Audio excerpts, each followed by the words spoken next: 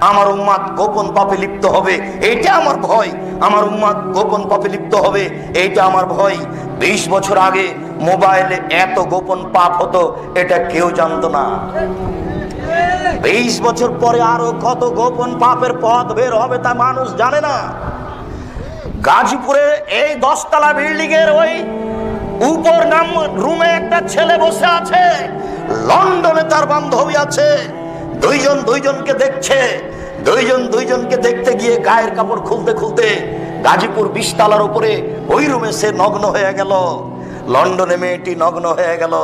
আশ্চর্য ধরনের জেনা, অবাক জেনা, যেই জেনা ঘরে ঘরে হচ্ছে। 1450 বছর পূর্বে তিনি বলেছেন, আমার উম্মাতের উপরে আমার দুইটা ভয়। আমার উম্মাত জেনায় লিপ্ত হবে, এটা আমার জীবনে বড় ভয়। আমি মুহাম্মদ সাল্লাল্লাহু আলাইহি সাল্লাম জাতির কাছে বলে গেলাম, আমার উম্মাত গোপন পাপ করবে, এটা আমার ভয়। আশ্চর্য, ছেলে 20 তলার উপরে আছে গাজীপুরে, ঢাকায়, মেয়েটা আছে লন্ডনে। দুইজন দুই ঘরে কাপড় খুলে দিয়েছে। আশ্চর্য ধরনের জেনা, আশ্চর্য ধরনের গোপন পাপ। সবাই মোবাইলে গোপন রূপে প্রেম করছে। আশ্চর্য, গোসলখানাতে ঢোকে জেনা করে। নিজ নিজ জেনা করার জন্য মেশিন যন্ত্র তৈরি করে নিয়েছে মহিলা। স্বামী নেই, স্বামী কোথায় গেছে প্রয়োজন মনে করে না, নিজ নিজ জেনাই সব লিপ্ত। আল্লাহর নবী বলছেন, আমার জীবনে বড় ভয়, আমার উম্মাত জেনায় লিপ্ত হবে। আমার জীবনে বড় ভয়, আমার উম্মাত গোপন পাপে লিপ্ত হবে। এসব হাদিস আমি কি দিয়ে বুঝাই জাতিকে? হাদিস তো 1450 বছর থেকে হাদিসে পড়ে আছে। হাদিস গ্রন্থে কেউ যে দেখে না, কেউ যে বলে না, কেউ যে বলা প্রয়োজন মনে করে না। যদি একটু বলতো তাহলে হয়তো বা জনগণ একটু ভয় পেত। কে একটু বলার চেষ্টা করে না। আবু হুরায়রা রাদিয়াল্লাহু তাআলা আনহু বলেন, রাসূল সাল্লাল্লাহু আলাইহি ওয়াসাল্লাম বলেছেন, তুফতাহু আবওয়াবুস সামায়ে নিসফাল লাইলে, যখন রাত অর্ধেক হয় তখন আকাশের সব দরজা খুলে দেওয়া হয়। যখন রাত অর্ধেক হয় তখন আকাশের সব দরজা খুলে দেওয়া হয়। আল্লাহর নবী বলছেন, মামিন সাইলিন ফাইস্তাজাবু লাহু, যে যা চাই আল্লাহ তাকে তাই দিয়ে দেন। মায়াদুনি, যে ব্যক্তি প্রার্থনা করে ফাইস্তাজাবু লাহু, তার দোয়া কবুল হয়ে যায়। মা মিন ফিকারবিন তুফারজান হো, কেউ যদি বিপদে পড়ে, বিপদ থেকে বাঁচতে চাই, আল্লাহ তাকে বাঁচিয়ে দেন। ইল্লাল বাগিন বেফারজেহা, তবে তার যার জেনার সম্পর্ক আছে সে যতই আল্লাহকে বলুক তার কথা কবুল হয় না। আবার শুনুন সম্মানিত উপস্থিতি, আবু হুরায়রা রাদিয়াল্লাহু তাআলা আনহু বলেন, আল্লাহর নবী বলেছেন, ইন্নাল্লাহা ইয়াদনু মিন খালকিহি ইয়াগফিরু মান ইস্তাগফির, নিশ্চয় আল্লাহ মানুষের নিকটে থাকেন যে ক্ষমা চায় তাকে ক্ষমা করে দেন। নিশ্চয় আল্লাহ মানুষের নিকটে থাকেন যে ক্ষমা চায় তাকে ক্ষমা করে দেন। নিশ্চয় আল্লাহ মানুষের নিকটে থাকেন যে ক্ষমা চায় তাকে ক্ষমা করে দেন। ইল্লাল বাগিন বেফারজেহা, তবে যার জেনার সম্পর্ক আছে আল্লাহ তার কথা শোনেন না। যতদিন পর্যন্ত তোমার মোবাইলে প্রেমের গল্প চলবে ততদিন পর্যন্ত তোমার দোয়া সপ্তম আকাশের উপরে কবুল হবে না। তুমি দাখিল ম্যাট্রিক পরীক্ষা দিয়ে এসেছো, ইন্টার পরীক্ষা দিয়ে এসেছো, তুমি রাতে অন্ধকারে অঝোর নয়নে যদি কাঁদো তোমার দোয়া কবুল হবে না। তোমার মা বোরখা পরে থাকে, তাহাজ্জুদ পড়ে যদি অঝোর নয়নে কাঁদে তোমার মায়ের দোয়া কবুল হবে না। যেহেতু তোমার মা মোবাইলে প্রেমের গল্প করে, আমি তোমাকে কি দিয়ে বুঝাই? রাসূল সাল্লাল্লাহু আলাইহি ওয়াসাল্লাম এভাবে বলেছেন। সম্মানিত উপস্থিতি, উমামা বাহিলি রাদিয়াল্লাহু তাআলা আনহু বলেন, আল্লাহর নবী বললেন, ইন্নী কুনতু নাইমান, আমি একদা রাত্রে ঘুমিয়েছিলাম। ফাতায়ানি রাজুলানে, দুইজন মানুষ আমার পাশে আসলো। ফাখাযাবি সাবাইয়া, তারা আমার ডান বাহু আর বাম বাহু ধরলো। এক খেয়ালে আমার দিকে চেয়ে থাকেন। যে যেখানে আছেন দোকানপাট বন্ধ করে, চলাচল বন্ধ করে, ক্রয় বিক্রয় বন্ধ করে এক পায়ে দাঁড়িয়ে হলে দেখতে পান আর না পান কান লাগিয়ে থাকেন। ইচ্ছে করলে সময় বের করা যাবে না। বক্তব্য শেষ হয়ে গেলে ইচ্ছা করলে আপনাকে আমি সময় দিতে পারবো না। সম্মানিত দিনী ভাই, আপনি একটু দয়া করে অপেক্ষা করুন, আপনার কিছু না কিছু উপকার করবো ইনশাআল্লাহ। বলছিলাম, সম্মানিত দিনী ভাই, রাসূল সাল্লাল্লাহু আলাইহি ওয়াসাল্লাম বললেন, আমি ঘুমিয়েছিলাম, হঠাৎ দুইজন আসলো। একজন আমার ডান হাত ধরলো, একজন আমার বাম হাত ধরলো, ধরে আমাকে নিয়ে চলে যাচ্ছে। ভাইজান বেকমিন, হঠাৎ দেখি অনেক মানুষ আসাধ্য শাইন ইন্তেফাখান ফুলে ফেপে 20 হাত, 30 হাত, 40 হাত, 100 হাত উঁচু উঁচু হয়ে আছে। অন্তানাহ রিহান, দুর্গন্ধে টিকা যায় না। কান্না রিহাউমুল মারাইজ, মনে হচ্ছে যেন তারা গণশৌচাগার, মনে হচ্ছে যেন তারা গণ টয়লেট, মনে হচ্ছে যেন তারা গ্রামের টয়লেট। গন্ধে টিকা যায় না, বিশাল বিশাল হয়ে উঁচু উঁচু হয়ে আছে, 30 হাত, 40 হাত, 50 হাত, 100 হাত উঁচু উঁচু হয়ে লাশ পড়ে আছে, গন্ধের টিকা যায় না। ছি ছি ছি ছি ছি। আমি বললাম, জিবরাইল মান হাউলায়ে, এরা কারা? একই কথা। জিবরাইল, এরা কারা? একই কথা। জিবরাইল, এরা কারা? একই কথা। জিবরাইল বললেন, আহমদ জোনাতা জাওয়ানি, এরা হলো ব্যভিচার ব্যভিচারণী। বলো যুবক, এরা কারা? এরা হলো ব্যভিচার ব্যভিচারণী। যারা জেনায় লিপ্ত হয় তারা এভাবে ফুলে ফেঁপে পড়ে থাকবে, গন্ধে মানুষ টিকতে পারবে না। যুবক শোনো, লম্বা হাদিস, 1 ঘন্টা লেগে যাবে অনুবাদ করতে। আজকে মোহাম্মদুল আলামিন মসজিদে সুদের বক্তব্য ছিল, ওখানে লম্বা হাদিসটা অনুবাদ হয়েছে। আজকে 11টার সময় যারা নেটে দিবে, তোমাদের বলছি ওটা টান দিয়ে দেখে নাও। সুদ বিস্তারিত বিবরণ দেওয়া আছে, সুদ কি জিনিস। লম্বা হাদিস থেকে তোমাকে একটা অংশ আমি অনুবাদ করে শোনাই। সম্মানিত মুরব্বিয়ানে কেরাম, আল্লাহর নবী বললেন, আমি গত রাত্রে স্বপ্নে দেখলাম 2 জন মানুষ আমার পাশে আসলো। মানে জিবরাইল আমার ডান হাত ধরলেন, মেকাইল আমার বাম হাত ধরলেন, ধরে আমাকে বাইতুল মুকাদ্দাসের দিকে টেনে নিয়ে যাচ্ছেন। যেতে যেতে ফাতাইন আল্লাহ নাকবিল মিসলি তান্নুরে চলে আসলাম একটা গর্তের পাশে। গর্তটা চুলার মতো। চুলা কেমন হবে? এই যে গাজীপুরে যেটা তান্দুরি রুটি করে, বুঝাতে পারলাম না। একটা মোটা রুটি আছে না, যেটা গায়ে লাগিয়ে দেওয়া হয়, এরকম চুলা আমি দেখলাম। এই চুলার ভিতরে আগুন আছে, আগুন উপরে চলে যাচ্ছে।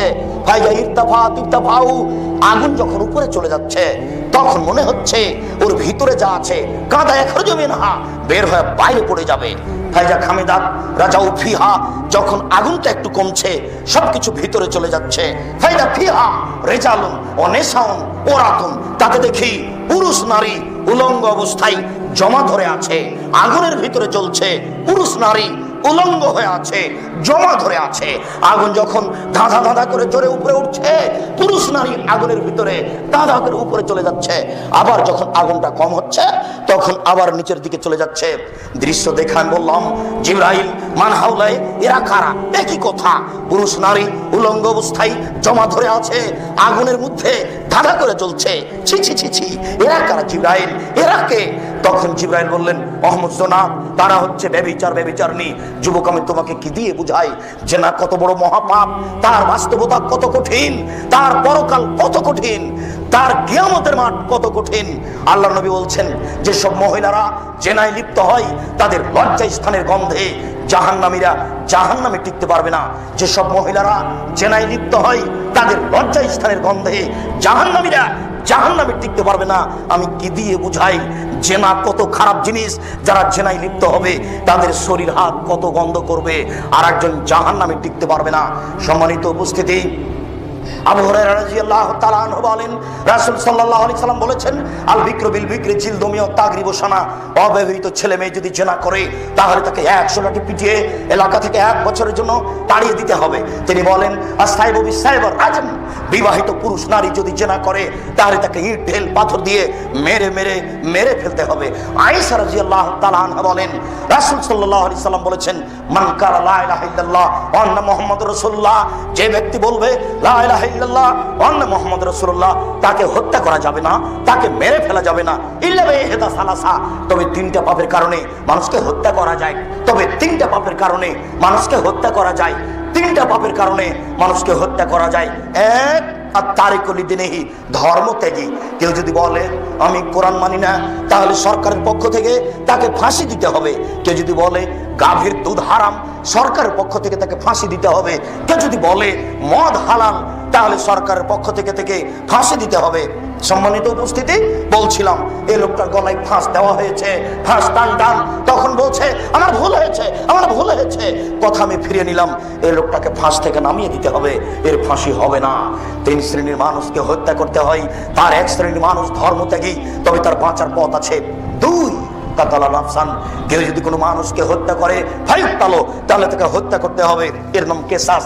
এই ছেলে শোনো, তোমার দাদা 90 বছর বয়স, 3 বার হজ করেছে, তাহাজ্জুদ পড়ে ঘর থেকে বের হচ্ছিলেন, মসজিদের দিকে যাবেন, ওই যে ওই পাড়ার ছেলেটা কালকে তোমার দাদাকে অকথ্য ভাষায় গালি দিয়েছে। তোমার দাদার একটা রাগ ছিল, তাহাজ্জুদ পড়ে বের হয়ে ঘর থেকে বের হতে ওই ছেলেটা এক থাপ্পড়ে ছেলেটা মারা গেল। এবার তোমার দাদাকে হত্যা করতে হবে। বুঝাতে পারলাম না? এর নাম কেসাস, এর নাম কেসাস। তবে তোমার দাদার বাঁচার পথ আছে। ওই ছেলের বাপ মা যদি বলে আচ্ছা যাক যাক যাক, ও আমার ছেলে মেরেছে, আমরা তাকে মারবো না, তাহলে তোমার দাদা বেঁচে যাবে। তবে পাপটা ছিল হত্যার যোগ্য। শোনো, কেউ যদি জেনা করে বিবাহের পরে, তাহলে দুনিয়াতে তাকে বাঁচানোর কোনো পথ নেই। একটা আশ্চর্য পাপ, পৃথিবীতে এরকম কোনো পাপ নেই যাতে বেঁচে থাকার সুযোগ হারিয়ে যায়। আশ্চর্য ধরনের পাপ। একটু খেয়াল করুন, এক খেয়ালে চেয়ে থাকবেন, 19-20 হয় না যেন, নড়াচড়া করবেন না, নইলে অনুবাদ বুঝতে পারবেন না। এদিকে দেখেন, জাহাতে ইমরাতুমিন গামিদিয়া, গামিদ সম্প্রদায়ের একজন মহিলা আসলো আল্লাহ রাসূলের দরবারে, এসে বলছে তাহিরনি ইয়া রাসূলুল্লাহ, হে আল্লাহ রাসূল আমাকে পবিত্র করুন। তখন আল্লাহ রাসূল বললেন, এই যে তুমি বাড়ি ফিরে যাও, আস্তাগফিরুল্লাহ, আল্লাহর নিকটে ক্ষমা চাও, ও তুবি ইলাইহি, তুমি তওবা করো, তোমার পাপ ক্ষমা হয়ে যাবে। তখন মহিলাটি বলছে, আতুরাদ্দুনি কামা রাদাত্তা মাইজুব মালিক, মাইজুব মালিকের আপনি বিচার করেননি, মুহাম্মদ সাল্লাল্লাহু আলাইহি সাল্লাম আপনি মাইজুব মালিকের বিচার করেননি, বারবার তাকে ফিরিয়ে দিচ্ছিলেন, সেইভাবে কি আপনি আমাকে ফিরিয়ে দিতে চাচ্ছেন? ওয়ান্নাহু লামিনাজ জিনা, আমার পেট উঁচু হয়েছে অবৈধ সন্তানে, আমার পেটে অবৈধ সন্তান রয়েছে, দয়া করে আমাকে ফিরিয়ে দিন না, আমার বিচার করে দেন, দয়া করে আমাকে ফিরিয়ে দিন না, আমার বিচার করে দেন। তখন আল্লাহ রাসূল বলেন, আচ্ছা ঠিক আছে, এই যে এই হাতা তালে দিই, তুমি বাড়ি চলে যাও, যেদিন তোমার বাচ্চা হবে আসিও, তোমার বিচার করে দেবো। মহিলা চলে গেল। মুসলিম গ্রন্থে এসেছে যে বাচ্চা সবেমাত্র প্রসব হয়েছে, ওই বাচ্চাকে নেকড়ায় জড়িয়ে নিয়ে এসে আল্লাহ রাসূলের দরবারে এসে বলছে, আল্লাহ রাসূল এ দেখেন বাচ্চা প্রসব হয়েছে, এ দেখেন বাচ্চা। তখন আল্লাহ রাসূল বাচ্চার দিকে লক্ষ্য করে মাথা নিচু করে বলছেন, এই যে তুমি বাড়ি ফিরে যাও, ফারজেই হে, বাচ্চাকে দুধ খাওয়াও, হাত্তা তাপ্তমি হে, যেদিন বাচ্চা দুধ ছেড়ে দিবে সেদিন আসিও, আমি বিচার করে দেবো। মহিলা বাচ্চা নিয়ে চলে গেল, বাচ্চাকে দুধ পান করালো। 2 বছর পরে বাচ্চা নিয়ে বিচারালয়ে উপস্থিত, এমত অবস্থায় বাচ্চার হাতে এক টুকরা রুটি রয়েছে। এই রুটি প্রমাণ করে বাচ্চা খাদ্য খেতে পারে। ফাওয়াসাদাহু বিয়াদি রাজুলিন মিনাল মুসলিমিনা, আল্লাহর নবী বাচ্চাটাকে একজন মুসলমানের হাতে দিলেন, বললেন যাও, এই তুমি বাচ্চাকে লালন পালন করো। এরপরে তিনি বললেন, সঙ্গী সাথী ইজাবু বিহা, তোমরা একে মাঠে নিয়ে যাও, আফরিল্লাহ সাদরিহা, মাঠে নিয়ে গিয়ে গর্ত খুঁড়ে বুক পর্যন্ত পুঁতে দাও। দুঃখিত আমার সম্মানিত দিনী ভাই, আপনাকে আমি কি দিয়ে বুঝাই জেনা কি জিনিস, বিচার কি জিনিস? আপনাকে আমি কি দিয়ে বুঝাই জেনা কি জিনিস, বিচার কি জিনিস? বিবাহ করার পরে যদি পুরুষ এই জেনায় লিপ্ত হয়, তাহলে তাকে বুক পর্যন্ত মাটিতে পুঁতে দিতে হবে না, এমনিতেই চতুর্দিক থেকে ঢেল পাথর মেরে ফেলতে হবে। কিন্তু মহিলা মানুষ যদি তার গায়ে পাথর মারা হয়, তাহলে অঙ্গ প্রত্যঙ্গ খুলে যেতে পারে, ইসলাম এটা মেনে নিবে না। এই অবস্থায় তাহলে কি করা যায়? আল্লাহ রাসূল বললেন, তাকে বুক পর্যন্ত মাটিতে পুঁতে দাও। বুক পর্যন্ত মাটিতে পুঁতে দিয়ে উপর দিকে তোমরা ঢেল পাথর মারতে থাকো। সাহাবীগণ বলেন, আমরা তাকে মাঠে নিয়ে গেলাম, মাঠে নিয়ে গিয়ে গর্ত খুঁড়ে বুক পর্যন্ত মাটিতে পুঁতে দিয়ে চতুর্দিক থেকে ঢেল পাথর মারতে লাগলাম। খালিদ বিন ওয়ালিদ বলেন, আমি একটা পাথর নিলাম, আমি তার মুখের উপরে মারলাম। ফাতারাজ্জাহাতাম আলাও আছে খালিদ, পাথরটা মুখে লেগে মুখ ফেটাই রক্ত ছিটে খালিদের গায়ে লাগলো। ফাসবাহা, খালিদ গালি দিয়ে বসলেন, ছি ছি ছি ছি ছি, একজন জেনাকারিনী মহিলার গায়ের রক্ত আমার গায়ে লাগলো। তখন আল্লাহ রাসূল বললেন, মাহলেনা খালিদ, খালিদ থামো, তুমি গালি দিও না। লাকা তাওবা লাউ তাওবা সাইবাকসিল্লাহ গফরালাহু, এই মহিলা এত তওবা করেছে, আল্লাহর দরবারে এত ক্ষমা ভিক্ষা চেয়েছে, এরকম তওবা যদি বড় থেকে বড় পাপী করে, তবে তার পাপ ক্ষমা করা হবে। খালিদ তুমি একে গালি দিও না। আল্লাহর নবী বললেন, এর পাপ ক্ষমা হয়ে গেছে। আল্লাহর নবী তার জানাজা করলেন, আল্লাহর নবী তার কাফন দাফন করলে। কি দিয়ে বুঝায় আমি জাতিকে? আল্লাহ রাসূল তাকে বললেন না, যাও তোমার বিচার হবে না, তোমার পাপ ক্ষমা হয়ে গেছে, এই কথা তিনি বললেন না। আপনাকে আমি যেটা বুঝাতে চেয়েছি, কি বুঝালাম? আপনাকে আমি বুঝালাম যে জেনা যদি হয় বিবাহের পরে, তাহলে দুনিয়াতে তার বেঁচে থাকার কোনো সুযোগ নেই। এত বড় পাওয়ারফুল মানুষ, পৃথিবীর সবচেয়ে বড় পাওয়ারফুল মানুষ, তিনি বললেন তার পাপ ক্ষমা হয়ে গেছে, কিন্তু তিনি মাফ করতে পারলেন না। তিনি ধর্মের কাছে জিম্মি, তিনি বলে যেতে পারলেন না যে তার পাপ ক্ষমা হয়ে গেছে, যাও তোমার বিচার হবে না। আমি মনে হয় বুঝাতে পারছি না।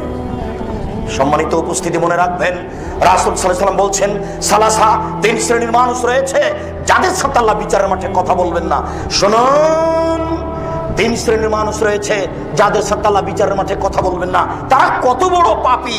তার 1 শ্রেণীর মানুষ হচ্ছে আল মুসবিল, যারা পায়জামা প্যান্ট লুঙ্গি টাকনো নিচে রাখে, তাদের সাথে আল্লাহ বিচারের মাঠে কথা বলবেন না। শুনুন, যারা পায়জামা প্যান্ট লুঙ্গি টাকনুর নিচে রাখে, তাদের সাথে আল্লাহ বিচারের মাঠে কথা বলবেন না, তাদের পবিত্র করবেন না, তাদের জান্নাতে দিবেন না।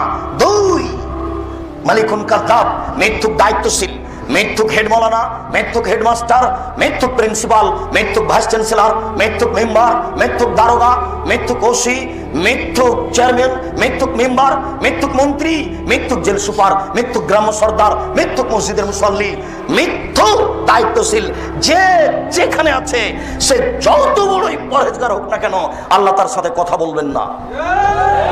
যদি মিথ্যে কথায় দায়িত্ব পালন করে মুসলিম, কথার ভিতরে সরিষা ঢোকানো যাবে না, যা বলছি কিয়ামত পর্যন্ত তাই থাকবে। শুনুন, 3 শ্রেণীর মানুষের সাথে আল্লাহ কথা বলবেন না। তার 1 শ্রেণীর মানুষ হচ্ছে যারা পায়জামা প্যান্ট লুঙ্গি টাকনোর নিচে রাখে। 2 যারা মিথ্যা কথায় দায়িত্ব পালন করে। 3 শায়খুন জানিন, বেশি বয়সে জেনা করে যারা, তাদের সাথে আল্লাহ কথা বলবেন না। বেশি বয়সে জেনা করে যেসব পুরুষ নারী, তাদের সাথে আল্লাহ কথা বলবেন না। এই কথাটি বোঝার জন্য আর একটা হাদিস পেশ করছি, আমার দিকে খেয়াল করেন। ইন্না লিল্লাহি মিয়া রাহমা, আল্লাহর নিকটে ছিল 100টি দয়া, আল্লাহর নিকটে ছিল 100টি দয়া, আল্লাহর নিকটে ছিল 100টি দয়া। আনজালা মিনহা রাহমাতান ওয়াহিদা বাইনাল জিন্নি ওয়াল ইনসি ওয়াল হামি ওয়াত দাওয়াবি, তার একটি দয়া আল্লাহ ভাগ করে দিয়েছেন জিনের মাঝে, মানুষের মাঝে, পশু প্রাণীর মাঝে।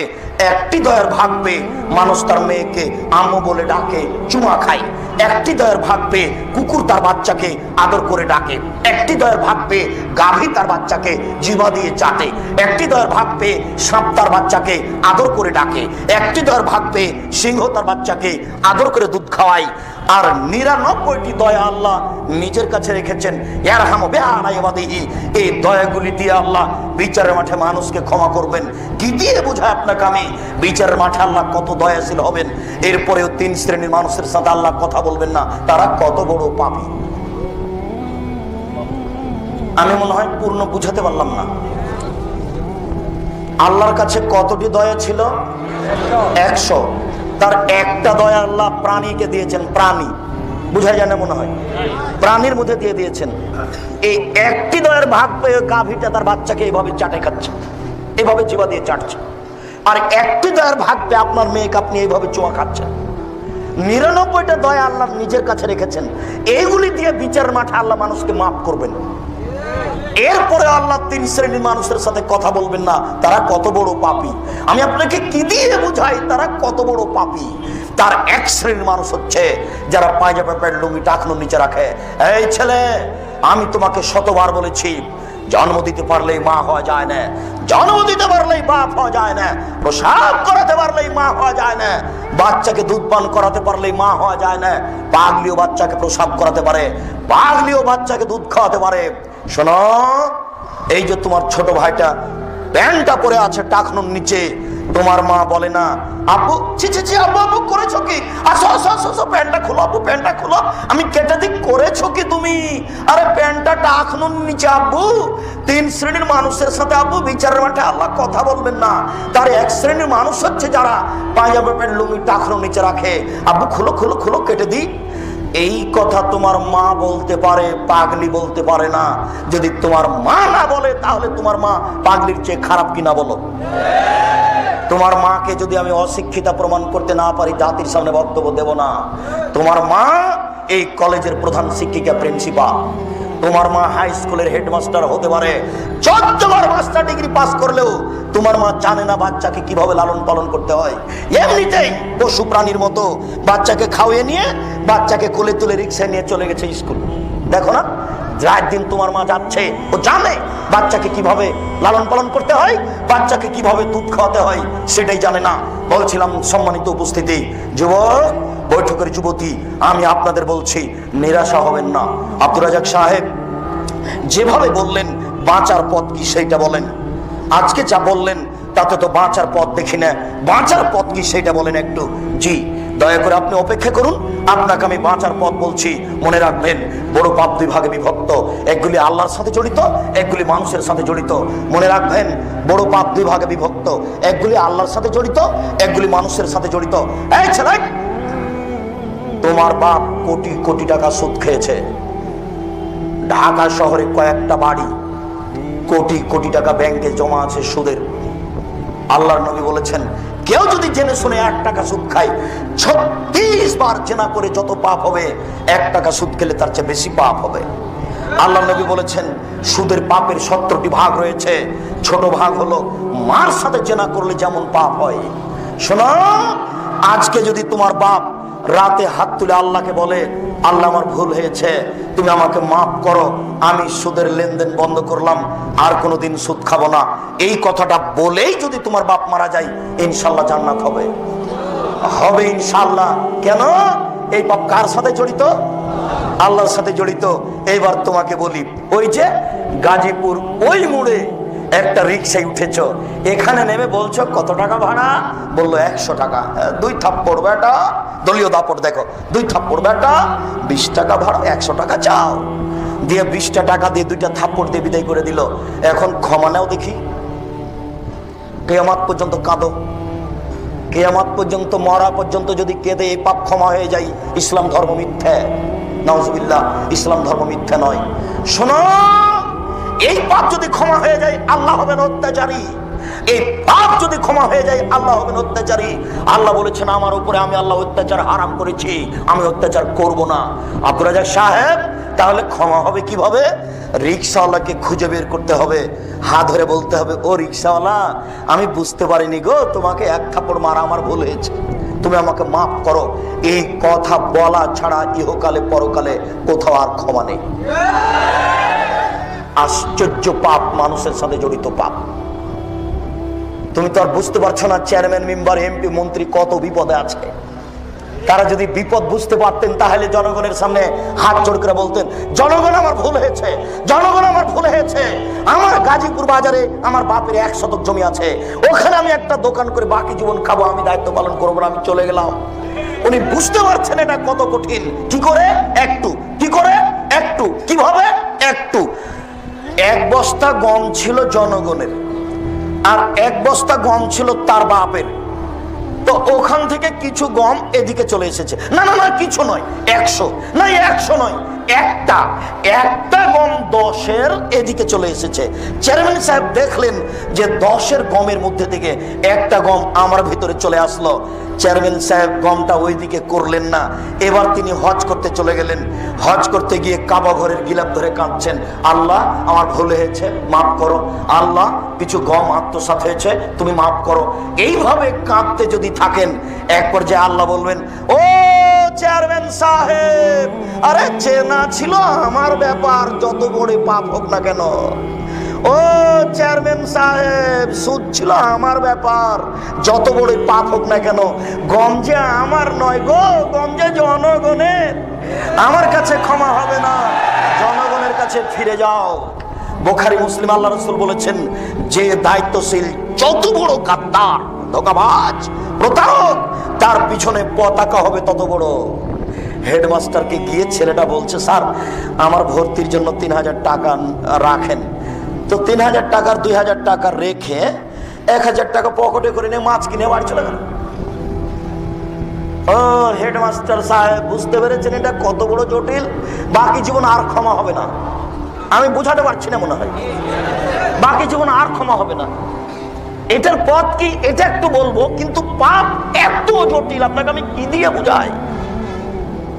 এইটা আপনার বাপের জমি, 62-72 জমি জরিপ আছে, নিখুঁত জমি, ওখানে আপনি আলু চাষ করেছেন। আলু চাষ করে এই গাজীপুর বাজারে বড় আলুগুলি মুখের উপরে রেখে মাত্র 5 টাকা ঠগে বিক্রি করলেন। এখন ক্ষমা নেন দেখি। কিয়ামত পর্যন্ত কাঁদলে ক্ষমা হবে না। যত মানুষকে ঠগে আলু বিক্রি করেছেন, সবার কাছে টাকা ফেরত দিতে হবে। গরু জবে করেন, বিক্রি করেন, গোস্ত, গরু জবে করেন, বিক্রি করেন, দিনে কোটি টাকা ইনকাম করেন, তাতে আসে যায় না, কিন্তু প্রত্যেক দাঁড়িতে 50 করে গোস্ত কম দিয়েছেন। এবার ক্ষমা নেন দেখি। বুঝাতে পারলাম না যে না, যত বড়ই পাপ হোক না কেন, এখনই যদি আল্লাহকে বলেন, চোখের পানি ফেলে, আল্লাহ আমার ভুল হয়েছে, আমাকে মাফ করো, একবার বললেই ক্ষমা হয়ে যাবে ইনশাআল্লাহ। শতবার আপনি কেঁদে বলেন, সেটা ভিন্ন কথা। এটা আল্লাহর সাথে জড়িত পাপ ক্ষমা করা সহজ। শুনুন সম্মানিত উপস্থিতি, আমরা আব্দুর রাজ্জাক সাহেবের মুখে শুনেছি, অজু করে নামাজ পড়তে হয়, পানি নেই। তায়াম্মুম করে নামাজ পড়তে হবে, মাটি নেই, বিনা ওযুতে বিনা তায়াম্মুমে নামাজ পড়তে হবে। কেবলার দিকে মুখ করে নামাজ পড়তে হয়, কেবলা বোঝা যায় না, এমনিতে নামাজ পড়তে হবে। শত্রু তাড়া দিয়েছে, দৌড়িয়ে চলে যাচ্ছি, এই অবস্থাতে নামাজ পড়তে হবে। গাড়িতে দাঁড়িয়ে আছি, ঠেলে ঠেল মানে না, এইভাবে হাত উঁচু করে শিকল ধরে আছি, নামাজের টাইম হয়ে গেছে, এইভাবেই নামাজ পড়তে হবে। দাঁড়িয়ে নামাজ পড়তে হয়, বসে দাঁড়িয়ে থাকা যায় না, বসে থেকে পড়তে হবে। বসে থাকা যায় না, শুয়ে থেকে পড়তে হবে। পরিষ্কার কাপড় পরে সালাত আদায় করতে হয়, পরিষ্কার কাপড় নেই, যেই কাপড়ে পেশাব পায়খানা লেগে আছে এই কাপড় পরেই সালাত আদায় করতে হবে। পরিষ্কার অপরিষ্কার কোনো কাপড়ই নেই, উলঙ্গ হয়ে আছেন, উলঙ্গ অবস্থাতেই সালাত আদায় করতে হবে।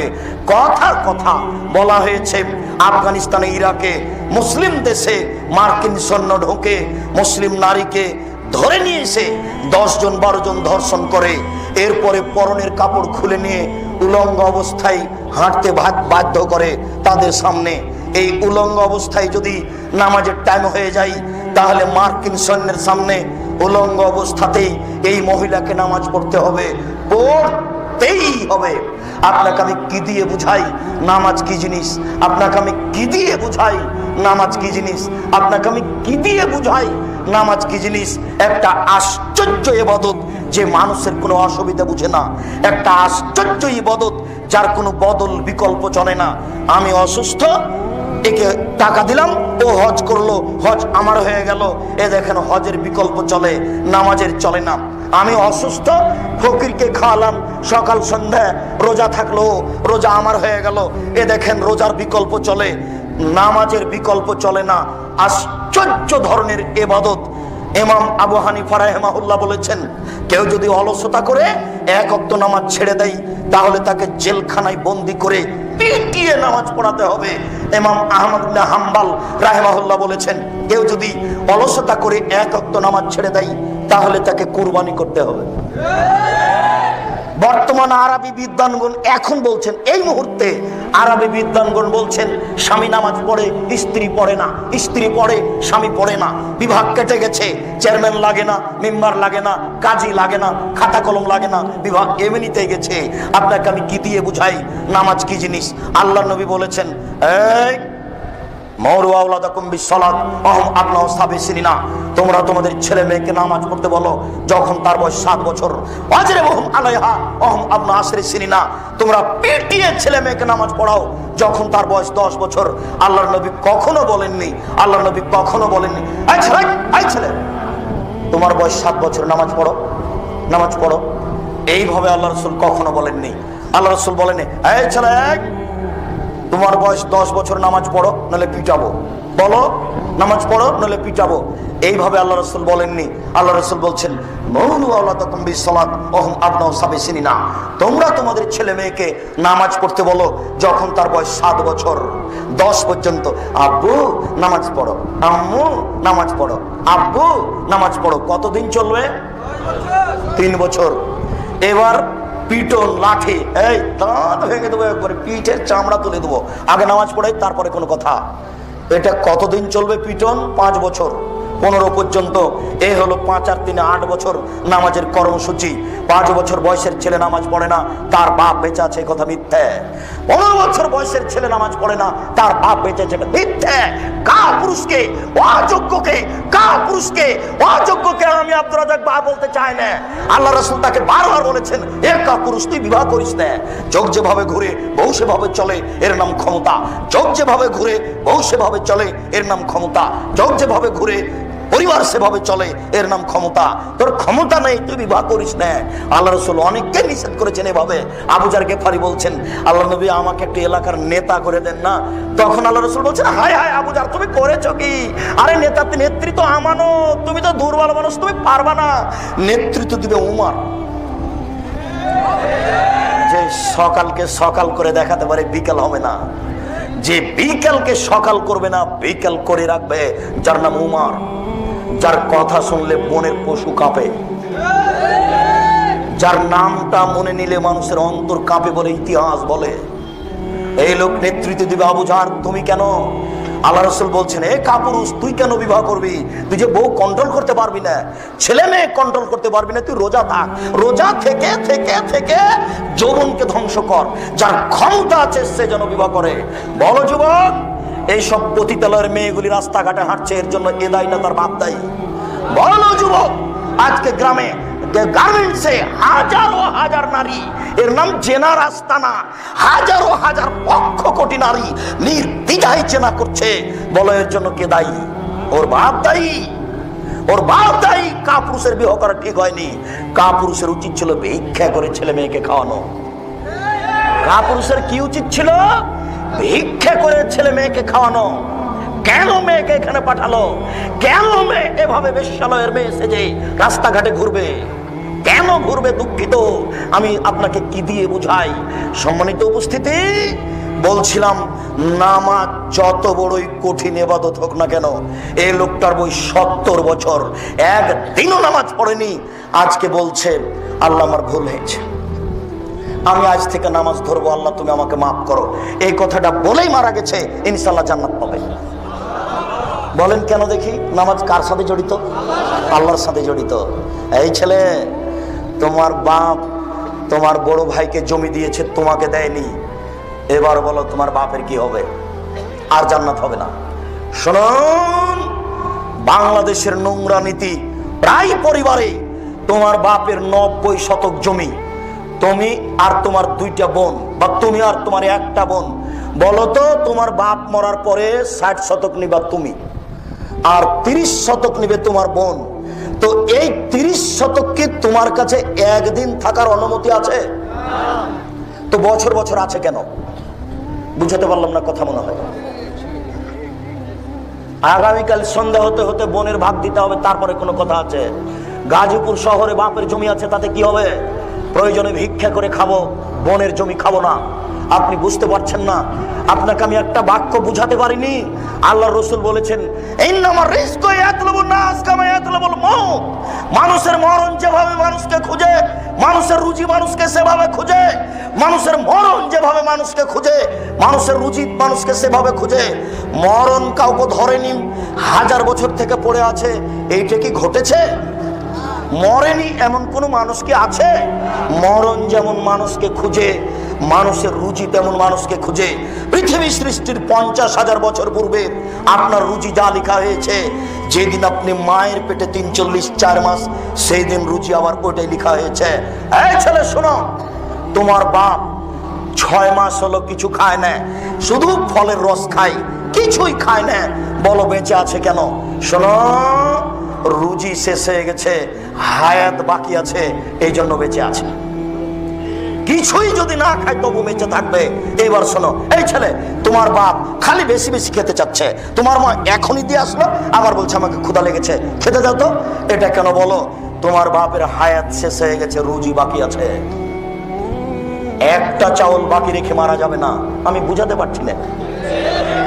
একটা চাউল বাকি রেখে মারা যাবে না। যেই চাউল নির্ধারণ হয়েছে পৃথিবী সৃষ্টির কতদিন পূর্বে? 50,000 বছর পূর্বে। ওটা আবার রেনু করা হয়েছে কখন? মায়ের পেটে যেদিন 43-4 মাস, সেই দিন আবার লেখা হয়েছে। শুনুন, আগামীকাল সন্ধ্যা হতে হতে বোনের ভাগ দিবেন, তাহাজ্জুদ পড়ে জান্নাত কেনার চেষ্টা করিয়েন না। আগামীকাল সন্ধ্যা হতে হতে শ্বশুরকে মোটরসাইকেল ফেরত দিও, কাপুরুষের পরিচয় দিও না, লজ্জা করিও। লজ্জা থাকা উচিত, লজ্জা করিও। বক্তব্যের সাথে মুনাফিকি করো না। আব্দুর রাজাক সাহেব, বুঝতে পেরেছি মানুষের সাথে জড়িত পাপ সবচেয়ে জটিল কঠিন, আল্লাহর সাথে জড়িত পাপ খুবই ক্ষমা নেওয়া সহজ। জেনা আল্লাহর সাথে জড়িত পাপ, জি জেনা আল্লাহর সাথে জড়িত পাপ। নিরাশা হবেন না, আপনাকে আমি কয়েকটি পথ দেখাচ্ছি। এই ছেলে শোনো, আজকে যদি তুমি মোবাইলে গল্প বন্ধ করতে পারো, যত নাম্বার আছে কেটে দিতে পারো, আর যদি বলতে পারো জিন্দেগিতে আমি আর কোনোদিন কোনো মেয়ের সাথে কথা বলবো না, তোমার মায়ের নাম্বার ছাড়া আর কোনো নাম্বার থাকবে না। এখন তুমি যদি পৃথিবীর যে কোনো বিপদে পড়ো, আল্লাহ তোমাকে বাঁচিয়ে দিবে ইনশাআল্লাহ। আব্দুর রাজাক সাহেব এত বড় কথা বললেন, দলিল আছে তো? তা তো অবশ্যই, দলিল ছাড়া আমি কোনো বাক্য ব্যবহার করি না। বলেন দেখি। এদিকে শোনো, তুমিও জানো, 3 জন মানুষ রাস্তায় হাঁটছিল, বুখারী মুসলিম।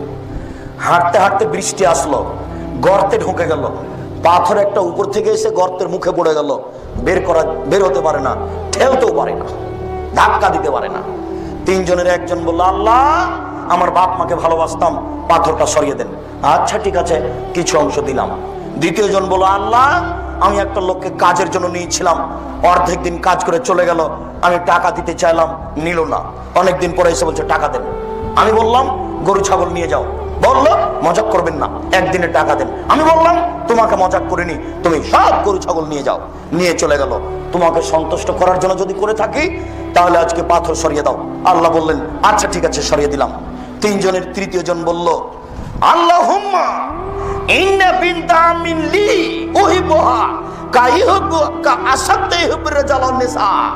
আমার চাচার একটি মেয়ে ছিল, আমার চাচাতো বোন, আমি তাকে এত বেশি ভালোবাসতাম, পৃথিবীর মানুষ নারীকে যা ভালোবাসে তার চেয়ে লক্ষ কোটি গুণ বেশি আমি ভালোবাসতাম। আমি তার সাথে জেনা করতে চাইলাম, আবার সে নাকচ করে দিল। সে বলল যদি 100টি স্বর্ণের টাকা দিতে পারো আমি রাজি। আমার বোন বুঝেছিল আমি গরিব মানুষ, 100টি স্বর্ণের টাকা সংগ্রহ করতে পারবো না।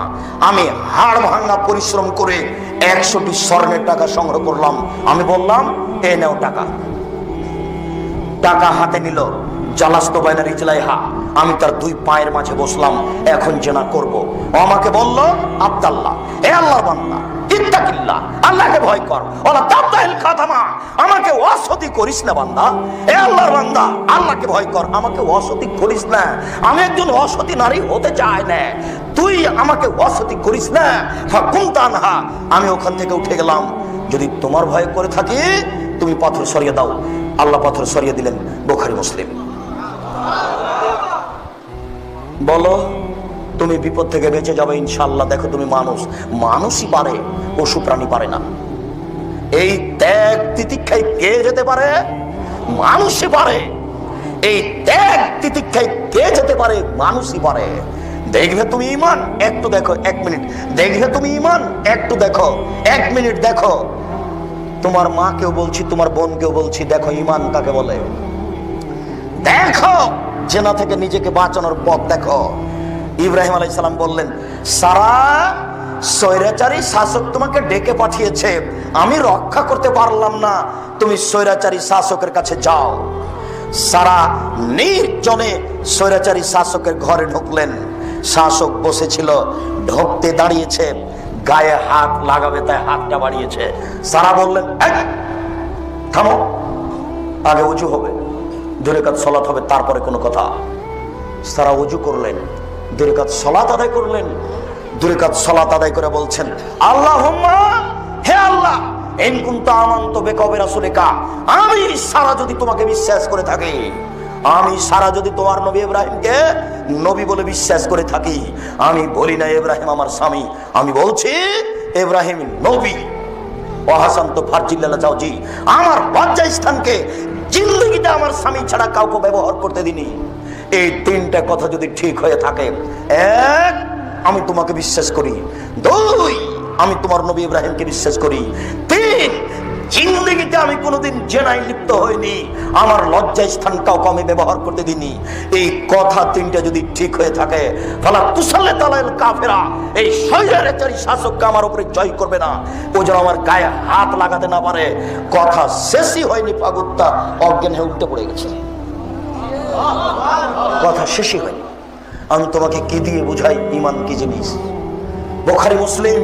আমি তোমাকে কি দিয়ে বুঝাই ঈমান কি জিনিস? তোমার বোনকে একটু বলতে দেখো, বলো দেখি, বলুক দেখি।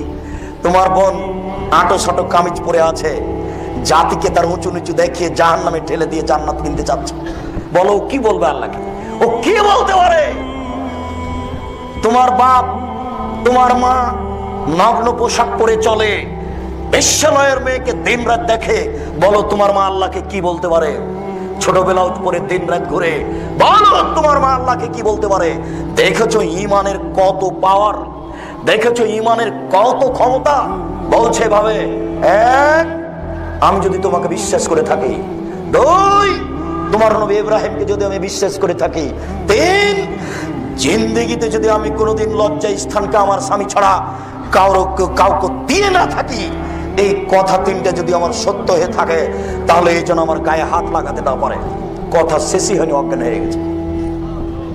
ইমান কাকে বলে দেখো, 1 মিনিট আর একটু দেখো ইমান কাকে বলে দেখো, দেখো 1 মিনিট। কালা আসহাবু মূসা, মূসা আলাইহিস সালামের সঙ্গী সাথী বললেন, ইন্নাল্লাহ মুদরাকুন, আমরা বন্দী। ডানে ফেরাউন, বামে ফেরাউন, পিছনে ফেরাউন, সামনে সাগর। ডানে ফেরাউন, বামে ফেরাউন, পিছনে সাগর, পিছনে ফেরাউন, সামনে সাগর। বাঁচার কোনো পথ নেই। সঙ্গী সাথী বললেন, মূসা আমরা বন্দী, আমরা আটকা পড়েছি। ডানে ফেরাউন, বামে ফেরাউন, পিছনে ফেরাউন, সামনে সাগর। মূসা আমরা বন্দী, আমরা আটকা পড়েছি। তখন মূসা আলাইহিস সালাম বলছেন, কাল্লা, কখনো নয়, অসম্ভব হতে পারে না। কাল্লা, কখনো নয়, অসম্ভব হতে পারে না। কিন্তু ওয়া রব্বি, আমার সাথে আমার প্রতিপালক রয়েছেন, সায়াদিনী, তিনি আমাকে পথ দেখাবেন। অসম্ভব ফেরাউন আমাকে ধরতে পারে না, অসম্ভব ফেরাউন আমাকে ধরতে পারে না। কাল্লা, কখনো নয়, অসম্ভব, এটা হতে পারে না, ফেরাউন আমাকে ধরতে পারে না। ইন্না ওয়া রব্বি, আমার সাথে আমার প্রতিপালক রয়েছেন, সায়াদিনী, তিনি আমাকে পথ দেখাবেন। যুবক, তুমি মনে রেখো, মূসা আলাইহিস সালাম নিজেই জানেন না পথ কি হতে পারে। মূসা আলাইহিস সালাম নিজেই জানেন না পথ কি হতে পারে, তবে তার ঈমান বলছে মূসা আমাকে ধরতে পারে না, ফেরাউন আমাকে ধরতে পারে না। আমি বুঝাতে পারলাম না মনে হয়, কোন পথ নেই বাঁচার, তবে তিনি বলছেন ফেরাউন আমাকে ধরতে পারে না, এটা অসম্ভব, এটা হতেই পারে না। আল্লাহ বলছেন লাঠি হাতে একটু সাগরে মারো, মারলেন, পানিটা 2 দিকে সরে গেল। আল্লাহ বলছেন কাত্তাউদিল আজিম, পানি পাহাড়ের মতো দাঁড়িয়ে আছে। যেখানে পানির গভীরতা 1 কিলো, সেখানে পানির পাহাড়ের উঁচুতা 1 কিলো। যেখানে পানির গভীরতা 1000 কিলো, সেখানে পানির পাহাড়ের উঁচুতা 1000 কিলো। যেখানে পানির গভীরতা 5000 কিলো, সেখানে পানির পাহাড়ের উঁচুতা 5000 কিলো। পানি 2 দিকে সরে দাঁড়িয়ে আছে। মূসা আলাইহিস সালাম তার লোকজন নিয়ে হেঁটে চলে গেলেন। এর নাম ঈমান। সম্মানিত উপস্থিতি, আব্দুর রাজ্জাক সাহেব পরের কথা বলেন, আমাদের বাঁচার পথ কি? আপনি বললেন যে কোনো বিপদ থেকে বেঁচে যাব, ঠিক আছে বুঝলাম, বিচারের মাঠে কি হবে? যুবক শোনো, তুমি যদি আজকে চেনার পথ বন্ধ করতে পারো, শুধু কি হবে মানে, এদিকে দেখো, কি হবে মানে, বিচারের মাঠে তুমি বিশেষ ছায়াতলে থাকবে। 7 শ্রেণীর মানুষ বিচারের মাঠে বিশেষ ছায়াতলে থাকবে, তার মধ্যে তুমি একজন। 7 শ্রেণীর মানুষ বিচারের মাঠে বিশেষ ছায়াতলে থাকবে। তার 1 শ্রেণীর মানুষ হচ্ছে ন্যায়পরায়ণ বাদশা। 1 শ্রেণীর মানুষ হচ্ছে বাল্যকাল থেকে ইবাদতে অভ্যাসী। 1 শ্রেণীর মানুষ হচ্ছে মানুষকে ভালোবাসে আল্লাহর হস্তে। 1 শ্রেণীর মানুষ হচ্ছে নির্জনে কাঁদে, 2 চোখের পানি ঝরে। 1 শ্রেণীর মানুষ হচ্ছে গোপনে দান করে। আর 1 শ্রেণীর মানুষ হচ্ছে তুমি। তোমাকে মোবাইলে বলছে, আমি খালেদা বলছি, তুমি 11টার সময়তে আসো। তখন তুমি উত্তরে বললে, শোনো, আমি আল্লাহকে ভয় করি, তুমি জিন্দেগিতে আমার সাথে এই বিষয়ে কথা বলবো না, আমি আল্লাহকে ভয় করি। তুমি যদি আল্লাহকে ভয় করি বলে কথা বলতে পারো, আল্লাহর নবী ওয়াদা করেছে তোমার সাথে, সেই দিন তুমি থাকবে বিচারের মাঠে বিশেষ ছায়া দলে। আমি তোমাকে কি দিয়ে বুঝাই শরীয়ত কি জিনিস? শুনুন, এই ছেলে, তোমার মার, তোমার বোন যেন নিরাশা না হয়, তোমার বোন এবং তোমার মা যেন নিরাশা না হয়। আমি যতই কঠিন করে বলি না কেন, আমি আসলে ব্যক্তিগতভাবে কিছু বলিনি, দুঃখিত, আমার কিছু করার নেই। আল্লাহর নবী এইভাবে কঠিন ভাবে বলেছেন। আল্লাহ নবী বলছেন, ইন্নাল মারাতা তুকবিলু ফি সূরাতি শায়তান ওয়া তুদবিরু ফি সূরাতি শায়তান, নিশ্চয় মহিলা শয়তানের বেশ ধরে আসে, শয়তানের বেশ ধরে যায়। বলো কে? তোমার বোন। ওই যে এখন দোকানে দাঁড়িয়ে আছে, ওই যে তোমার বোন দাঁড়িয়ে আছে। বলো ওর বাপ নাই, বলো ওর ভাই নাই, বলো ওর লজ্জা আছে, বলো ওর শরম আছে, বলো ওর হায়া আছে, বলো ওর ইতস্তবোধ আছে, বলো তার বোধগম্য আছে, বলো তার বোধোদয় আছে, বলো সে মানুষ, ও অমানুষ একটা। ও জাতিকে জেনা করিয়ে, জাতিকে জাহান্নামে ঠেলে দিয়ে নিজেকে ব্যবসা করে রুজি উপার্জন করতে চাই, সে নিজের বিদ্যা দেখাতে চাই। ও বন্য, ও বর্বর, ও অসভ্য, ও অশিক্ষিতা, ওর বোধোদয় নেই, ওর বোধগম্য নেই। ওই বেশ্যালয়ের মেয়ের কারণে আজকে মানুষ নির্দ্বিধায় জাহান্নামে চলে যাচ্ছে। তুমি বলো কি জাহান্নামে যাওয়ার এগুলি সবচেয়ে বড় পথ? তুমি বলো কি আল্লাহ রাসূল সাল্লাল্লাহু আলাইহি ওয়াসাল্লাম বলছেন, ওই মহিলা, যেই মহিলা সাজসজ্জা গ্রহণ করে পুরুষের পাশ দিয়ে গেল, ও ব্যভিচারিণী, ও ব্যভিচারিণী, ও ব্যভিচারিণী। আল্লাহর নবী এই কথা কেন বললেন? তিনি বললেন, মা তারাক্তু বাদি ফিতনাতান আযরা লিরাজালি মিনান নিসায়ে, আমার জীবনে ছাড়িনি কোনো বস্তু যেটা পুরুষের জন্য বেশি বিপজ্জনক হতে পারে নারীদের চেয়ে। আমার জীবনে ছাড়িনি কোনো বস্তু যেটা পুরুষের জন্য বেশি বিপজ্জনক হতে পারে নারীদের চেয়ে। আমার জীবনে ছাড়িনি কোনো বস্তু যেটা পুরুষের জন্য বেশি বিপজ্জনক হতে পারে নারীদের চেয়ে। আল্লাহ রাসূল বলছেন, ইন্নান নিসা হাবাইলুশ শায়তান, নিশ্চয় মহিলারা শয়তানের জাল, নিশ্চয় মহিলারা শয়তানের জাল, নিশ্চয় মহিলারা শয়তানের জাল। রাসূল সাল্লাল্লাহু আলাইহি ওয়াসাল্লাম বলছেন, ইয়াকুমুদ দুখুল আলান নিসায়ে, তোমরা মহিলাদের কাছে যায় না, বিপদে পড়ে যাবা।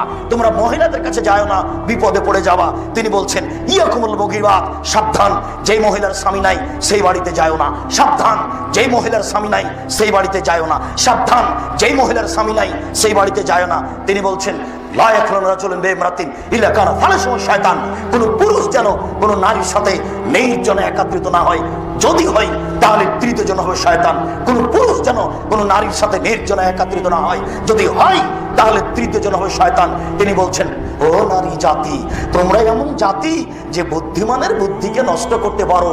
ও নারী জাতি, তোমরা এমন জাতি যে বুদ্ধিমানের বুদ্ধিকে নষ্ট করতে পারো। এই ছেলে, তোমাদের এখানকার চেয়ারম্যান মাস্টার ডিগ্রি পাস মানুষ, খুব বুদ্ধিমান সচেতন মানুষ।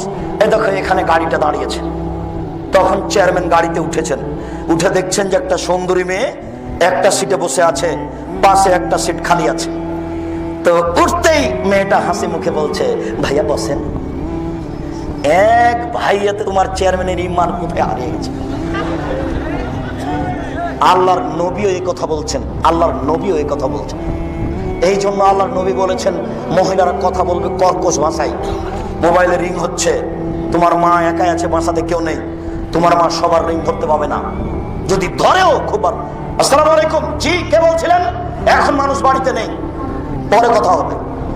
কথাতে একটু যেন মিঠা না থাকে। আল্লাহ বলছেন এই কথা। আমি কি করি বলো, আমি কিভাবে তোমার উপকার করতে পারি বলো। তোমার মা কি করে বললো, ভাইয়া কে বলছিলেন, ভাইয়া ওর ইমান হারিয়ে গেছে, ও তাহাজ্জুদ দিয়ে আর টিকতে পারবে না, এর নাম নারী। বুখারী মুসলিম এই কথা রাসূল সাল্লাল্লাহু আলাইহি ওয়াসাল্লাম বলছেন, বলো। এই জন্য আল্লাহ রাসূল বলেছেন যে নারীকে ঘেরে রাখতে হবে, ঢেকে রাখতে হবে। আমি জুমার খুতবায় বলেছিলাম, নারীকে শুধুমাত্র স্বামীকে সম্মান করার জন্য, স্বামীকে সেবা করার জন্য আর বাচ্চা প্রসবের জন্য সৃষ্টি করা হয়েছে। এই বাক্যটি হেডলাইন ধরে 3 নম্বর শ্রেণীর বদ নোংরা মানুষরা বলেছে, ওই মহিলাও বলেছে, বদ মহিলা, যে এত বড় বদ মানুষের বাংলাদেশে জায়গা হয়, আমাদের হয় না। তখন এই হেডলাইন লন্ডনের এক মহিলা ধরে বলছে, আমি এই বাক্যের বক্তাকে কথককে চিনি না, তবে বাক্যটি ঠিক আছে। এই নিয়ে 3-4 পৃষ্ঠা লেখে নেটে দিয়েছিল, তোমরা অবশ্যই জানো। আমি বলেছিলাম মহিলাদেরকে স্বামী সেবা এবং বাচ্চা প্রসবের জন্য আল্লাহ সৃষ্টি করেছেন, অন্য কাজের জন্য নয়। অফিস আদালত কোর্ট কাচারি শিক্ষা প্রতিষ্ঠান তাদের দিয়ে চালাতে হবে, এই জন্য আল্লাহ সৃষ্টি করেননি, তারা বিপজ্জনক বস্তু। তিনি বলছেন, ও নারী জাতি, তোমরা এমন জাতি যে বুদ্ধিমানের বুদ্ধিকে নষ্ট করতে পারো। দেখো আমি যেটা বাস্তব বললাম, আল্লাহর নবীও সেটাই বলছেন। শুনুন উপস্থিত বৈঠকের মুসলিম বোন, চিন্তা করবেন না, নিরাশার কিছু নেই। আপনি যদি আজ থেকে 4টা কাজ করতে পারেন, আপনার জন্য জান্নাতের 8টি দরজা খোলা।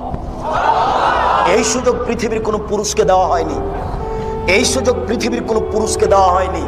4টা কাজ করেন, জান্নাতের যে কোনো দরজা খোলা। 1, সালাত খামসাহা, 5 ওয়াক্ত নামাজ পড়বেন। 2, সমাজ সাহারাহা, রমজান মাসের সিয়াম রোজা থাকবেন। 3, আতাত বালাহা, স্বামীকে মেনে চলবেন। আব্দুর রাজ্জাক সাহেব, এটাই তো কঠিন হলো। কিছু করার নেই, এটা আল্লাহর দেওয়া বিধান। কিছু করার নেই, এটা আল্লাহর দেওয়া বিধান। আল্লাহর নবীও বলেছেন যে তোমার স্বামী তোমার জান্নাত, তোমার স্বামী তোমার জাহান্নাম। সেই তো তোমার জাহান্নাম, সেই তো তোমার জান্নাত, সেই তো তোমার জাহান্নাম, সেই তো তোমার জান্নাত। এটা আল্লাহর নবী বলছেন। তবে স্বামীর পায়ের নিচে জান্নাত, এই কথা মিথ্যা। মায়ের পায়ের নিচে জান্নাত, এই কথা সত্য। আল্লাহ রাসূল বলছেন, তোমার স্বামী তোমার জাহান্নাম, তোমার স্বামী তোমার জান্নাত। সেই তো তোমার জাহান্নাম, সেই তো তোমার জান্নাত। কাজে তুমি তাকে মূল্যায়ন করে চলো, ইচ্ছায় অনিচ্ছায়। আর আপনাদেরকে বলেছি, স্ত্রীর সাথে কোনোদিন খারাপ ব্যবহার করবেন না। স্ত্রীকে লালন পালন করতে শিখেন একটু। আল্লাহ নবী বলছেন, পৃথিবীর মানুষ, স্ত্রীর সাথে 5টা নীতি পালন করো। 1, ফাকসুহা মাত্তাসাইতা, যে মানের খাচ্ছ সে মানের খাওয়াও। 2, ফাতেমা মাতায়েমতা ফাকসুহা মাত্তাসাইতা, যে মানের পড়ছো সে মানের পড়াও, যে মানের খাচ্ছ সে মানের খাওয়াও। 3, অলা তুকাব্বে, কখনো কটু কথা বলো না। স্ত্রীকে কখনো কটু কথা বলবেন না। বলবেন না 3টে কথা। 1, কখনো বলবেন না তোমার ঠোঁট মোটা। একবার যদি ঠোঁট মোটা বলেন 10 বছর আপনাকে ভালোবাসবে না। 2, কখনো বলবেন না তোমার রং কালো। একবার যদি রং কালো বলেন অন্তত 12 বছর মনে থাকবে। আর জিন্দেগিতে কোনোদিন কখনো শ্বশুর শাশুড়িকে তুচ্ছ করে কথা বলবো না। এইভাবে বলিও না, হ্যাঁ তোর বাপ মানুষ নয়, টাকা দিতে ইচ্ছে টাকা দেয়নি। একবার যদি তুমি বলো, যতদিন তোমার সংসারে এই মহিলা আছে ততদিন বলবে না। জিন্দেগিতে 3টা কথা বলিও না। কখনো বলিও না তোমার ঠোঁট মোটা, কখনো বলিও না তোমার রং কালো, কখনো তার বাপ মাকে দোষী করে কথা বলো না। যুবক, আমি কি দিয়ে বুঝাই? ওর বুদ্ধি কম, তুমি তার সাথে একটু নরম হও। ওর বুদ্ধি কম, আল্লাহর নবী বলছেন তুমি তার সাথে একটু নরম হও। ও যখন খেপেছে, তুমি যদি বলো আমি পুরুষ, আমি কি কম? তুমি যদি আর একটু খেপো তাহলে এখনই তালাক হয়ে যাবে। ওর বুদ্ধি কম, তুমি একটু নরম হও। আল্লাহর নবী বলছেন তার বুদ্ধি কম, নারী জাতির বুদ্ধি কম, একটু তুমি নরম হও। এই কথা আল্লাহ রাসূল বলছেন। শুনুন, শুধু খালি বলবেন তুমি এত সুন্দরী, তুমি এত সুন্দরী, তোমার মতো কোন সুন্দরী আমি নারী দেখি না। 3 রাত পা টিপে দিতে রাজি আছে, সেবার শেষ নেই। কোন সময় প্রশংসা ছাড়া উল্টা কথা বলবেন না। 4, অলা তাজরে বলা যে মুখের উপরে মারবেন না। 5, অলা তাতর কাফিল বাইতে, তোমার বাড়ি ছাড়া তাকে কোথাও যেতে দিবা না। বলো গার্মেন্টস চলে কি করে? তোমার বাড়ি ছাড়া কোথাও তুমি যেতে দিবা না। চাচির বাড়ি যেতে পাবে না, খালার বাড়ি যেতে পাবে না, নানির বাড়ি যেতে পাবে না, ভাবির বাড়ি যেতে পাবে না, মায়ের বাড়ি যেতে পাবে না। জরুরি কারণে যদি মায়ের বাড়ি যাই আপনাকেও সাথে যেতে হবে। 3 দিনের বেশি থাকতে পাবে না শ্বশুর বাড়িতে আপনার স্ত্রী। 3 দিনের বেশি যদি থাকে তাহলে খাওয়া খরচ দিতে হবে। বুঝাতে পারলাম না? 3 দিনের বেশি যদি আপনার স্ত্রী তার বাপের বাড়ি থাকে, প্রতিদিন খাওয়া খরচ দিতে হবে। আবার ভালো করে বুঝেন, আল্লাহর নবী বলছেন তোমার স্ত্রীকে তোমার বাড়ি ছাড়া কোথাও থাকতে দিও না, কোথাও যেতে দিও না। জরুরি প্রয়োজন ছাড়া চাচির বাড়ি যেতে পাবে না। বলো যুবক, বাজার আসতে পারে কি করে? বলো ওর বাপ আছে? নেই। বলো ওর স্বামী আছে? নেই। কারো পুরুষকে নিম্নমানের লোককে আব্দুর রাজ্জাক স্বামী বলে না। কারো পুরুষকে নিম্নমানের লোককে আব্দুর রাজ্জাক বাপ বলে না। বাপ হওয়ার জন্য মেজাজ হতে হবে। তুমি থাকো, বাজার আমি এনে করে আমি করে দেব। কাপড় চিকন কিনে আর মোটা কিনে আমি পুরুষ, আমি বুঝি, তোমাকে বুঝতে হবে না। তুমি বাড়ির বস্তু, তোমাকে বাড়িতে থাকতে হবে।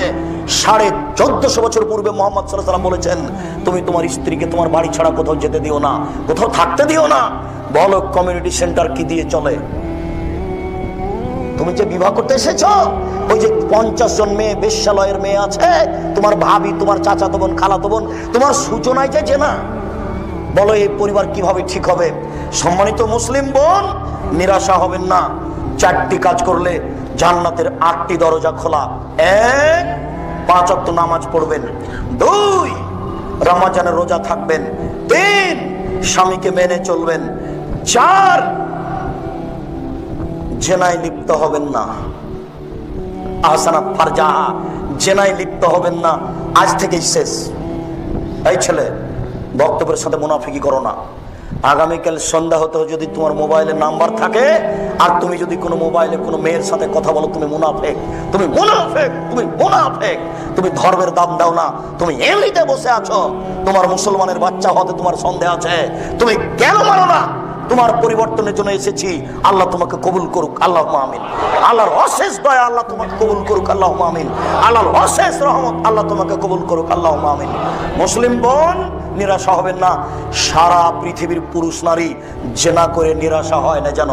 সারা পৃথিবীর পুরুষ নারী প্রেম প্রীতি হয়েছে, জাগ হয়ে গেছে, নিরাশা হয় না যেন।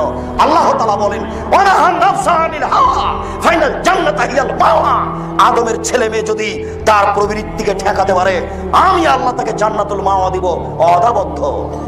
আমি আল্লাহ আদমের ছেলে মেয়ের সাথে অদাবদ্ধ। আমি আল্লাহ আদমের ছেলে মেয়ের সাথে অদাবদ্ধ। তারা যদি তাদের অশ্লীল কাজকে ঠেকাতে পারে, আমি তাকে জান্নাতুল মাওয়া দিব। আমি তাদের জান্নাতুল মাওয়া দিব। ওয়ানাহান নাফসা আনিল হাওয়া ফাইনাল জান্নাতু হিয়াল মাওয়া।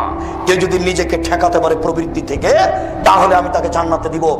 যুবক শুনে রাখো, হুজুবাতিন নার বিশাওয়াত, মনের ইচ্ছে দ্বারা জাহান্নাম ঘেরা আছে। হুজুবাতিল জান্নাত বিল মাকারিহ, নিয়ম নীতি দ্বারা জান্নাত ঘেরা আছে। দাড়ি চাঁচে যারা, মন মতো চলে তারা। এখনো নিচে প্যান্ট পরে যারা, মন মতো চলে তারা। সুদ ঘুষ খায় যারা, মন মতো চলে তারা। ধোকাবাজি প্রতারণা বদমেজাজি করে যারা, মন মতো চলে তারা। জমি দখল করে যারা, মন মতো চলে তারা। মিথ্যা কথা বলে যারা, মন মতো চলে তারা। গীবত করে যারা, মন মতো চলে তারা। মন মতো চলে যারা, জাহান্নামে যাবে তারা। ছোট ব্লাউজ পরে যারা, আমি ছোট ব্লাউজ হারাম বলিনি। এই ছেলে শোনো, তোমার মা ছোট ব্লাউজ পরতে পারে, আমি বলেছি তোমার মা সালোয়ার কামিজ মেক্সি চাদর পরবে, শাড়ি নয়। যদি শাড়ি পরে তাহলে 2 ছাড়ের ব্লাউজ পরবে। 2 ছাড়ের ব্লাউজ মানে যার হাত হবে কবজি পর্যন্ত, নিচের দিক কোমরের নিচে চলে যাবে। 1 থেকে 1.5 গজ কাপড়ের ব্লাউজ হতে হবে। আমি শাড়ি হারাম বলিনি, কথা বুঝতে পারছেন না মনে হয়। শাড়ি আপনার স্ত্রী পরতে পারে, পরুক। আমি বললাম যে সালোয়ার কামিজ মেক্সি চাদর ভালো, শাড়ি পরতে পারে, 2 ছাড়ের ব্লাউজ পরতে হবে। ছোট ব্লাউজ পরতে পারে। ছোট ব্লাউজ কেন? ব্রেসিয়ার পরে থাকতে পারে। ব্রেসিয়ার কোনো এমনিতেই থাকবে, কাপড় না পরে। যেখানে তার দেবর নেই, ভাসুর নেই, স্বামী ছাড়া কেউ নেই, সেখানে কাপড় পরে থাক, না হলে এমনিতেই থাক। তাতে আছে কি? তাতে আছে কি যায়? মুকশিদুল মুমিনিন বইয়ে লেখা আছে হেডলাইন, অবিবাহিত ছেলে মেয়ের পড়া নিষেধ। যেই খুলে সেই পড়তে চাই, কি লেখা আছে? হেডলাইন, অবিবাহিত ছেলে মেয়ের পড়া নিষেধ। কি লেখা আছে একটু পড়ে দেখি, কি লেখা আছে। এবার লেখা শুরু হয়ে গেল, ভরা পেটে স্ত্রী মিলন করলে ছেলে ভ্যাংচা হয়। সফরের পূর্বে স্ত্রী মিলন হলে ছেলে কানা হয়। চন্দ্রগ্রহণে, সূর্যগ্রহণে স্ত্রী মিলন হলে ছেলে টেরা হয়। নগদ মিথ্যা, কিয়ামত পর্যন্ত সময় থাকলো। আল্লাহ তাআলা বলেন নিসাউকুম হারসুল লাকুম ফাতু হাসাকুম আন্নাশাইতুম। তোমাদের স্ত্রী তোমাদের জমি, তোমাদের স্ত্রী তোমাদের জমি। তোমরা তোমাদের স্ত্রীর কাছে আসো তোমাদের ইচ্ছে মতো।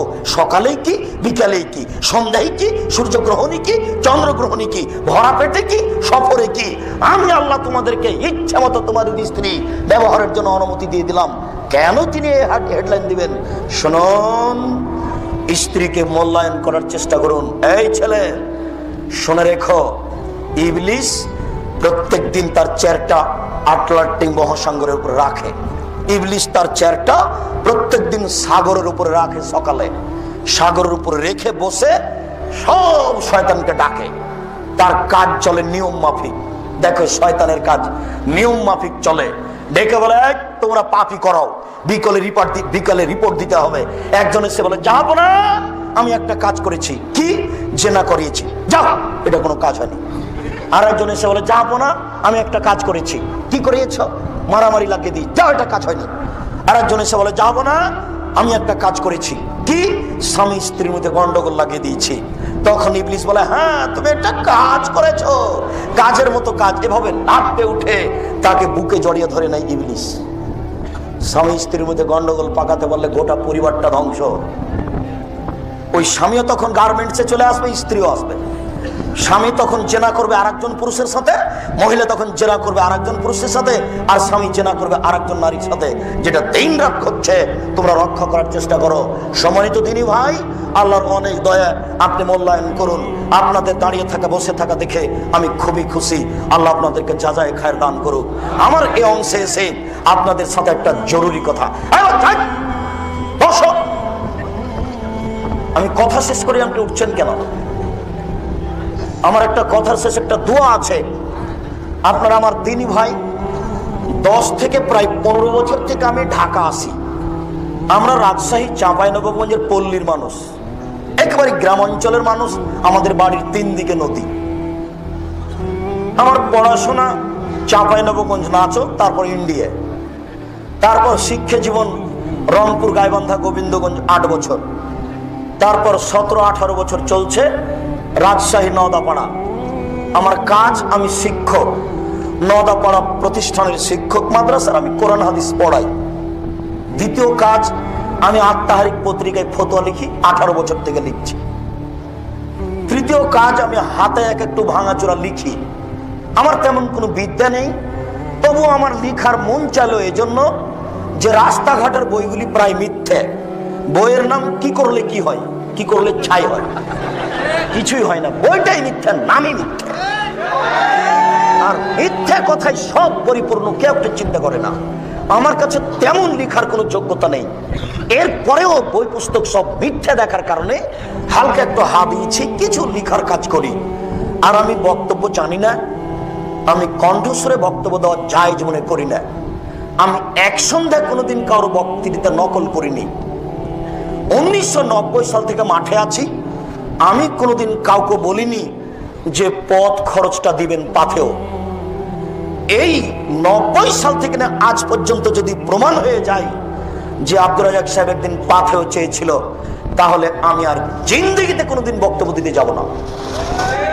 আজকেই শেষ। শুধু তাই নয়, 90 সাল থেকে এখন পর্যন্ত আমি কোনোদিন কাউকে বলিনি যে আমার নামটা লিখার পরে লিখবেন ডবল কামেল ফার্স্ট ক্লাস, ডবল দাওরা ফারেক বানারস, এটা আপনি লিখবেন। এই কথাটা আমি এই 20 বছর কোনোদিন মুখ দিয়ে বের করিনি। যদি প্রমাণ হয়ে যায় যে আব্দুর রাজ্জাক সাহেব একদিন তার পরিচয় লিখতে বলেছিলেন, আমি আর জিন্দেগিতে কোনোদিন বক্তব্য দিতে যাব না। 2011 সাল থেকে আমি পিস টিভিতে কথা বলি। আপনি দেখেন আমার যেটুকু ভাগ সেটুকু আমি কোরআন হাদিস দিয়ে পূর্ণ করে রেখেছি। আমি এনিয়ে বিনিয়ে হাত হিলিয়ে 5 কথা বলতে রাজি নই। আমার যেটুকু ভাগে পড়েছে সেটুকু আমি পুরো কোরআন হাদিস দিয়ে পূর্ণ করে রেখেছি। আপনি খেয়াল করবেন, যখন আমার পালা আসবে তখন আমি বলবো আবু হুরায়রা রাদিয়াল্লাহু তাআলা আনহু বলেন। আপনি খেয়াল করে দেখবেন, এইভাবেই শুরু হবে। আর যেটা টিভি টক একক বক্তব্য, সেটা 25-30 মিনিটের পুরো সময়টা আমি কোরআন হাদিস দিয়ে পূর্ণ করে রেখেছি।